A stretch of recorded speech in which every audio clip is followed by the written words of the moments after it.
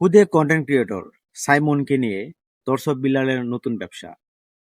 আমাদের সমাজে এমন কিছু মানুষ আছে যারা পেছন থেকে শুধু সমালোচনাই করে থাকে। বিলাল ভাই সহজে যে 15 লক্ষ টাকা বা 10 লক্ষ টাকা এই এক সপ্তাহের ভিতরে বা 10 দিনের ভিতরে দিবে বলছে বা জোগাড় করে দিবেন বলছে। আরে ভাই, আপনারা যারা সমালোচনা করতেছেন বা করেন, আপনারা কি কখনো পারবেন 1 লক্ষ টাকা জোগাড় করতে? পারবেন না। আসলে সেই যোগ্যতাটা অর্জন করে নিয়েছে এবং মানুষের মনে জায়গা করে নিয়েছে, ভালোবাসা জন্মাইয়েছে। তাই আপনারাও ভালোবাসা জন্মান। সমালোচনা করার চেষ্টা করবেন না। সমালোচনা করে কিছুই করতে পারবেন না। সমালোচনাকারী সবসময় সমালোচনার জায়গায় থাকে।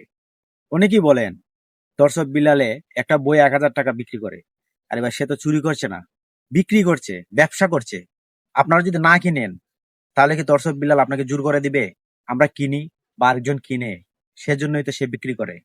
সে যদি গাছের পাতা বিক্রি করে, আমরা যদি কিনি, তাহলে সেটা ব্যবসা। সমালোচনা করে লাভ নাই। নিজের মেধাকে খাটান, নিজের প্রতিভা দেখান। আপনিও একদিন উপরে যেতে পারবেন। কন্টেন্ট ক্রিয়েটর হতে গেলে প্রতিভা লাগে। সমালোচনা করে কোনো সময় কন্টেন্ট ক্রিয়েটর হওয়া যায় না। খুদে কন্টেন্ট ক্রিয়েটর সাইমনের 2টা চোখই প্রায় ড্যামেজ হয়ে যাচ্ছে। দর্শক বিল্লালের ডাকে বাংলাদেশের যত কন্টেন্ট ক্রিয়েটর আছে মোটামুটি সবাই সাড়া দিয়েছেন এবং একটা ব্যবস্থা করে দিচ্ছেন চিকিৎসার জন্য। সবাই সবার জায়গা থেকে এগিয়ে আসুন।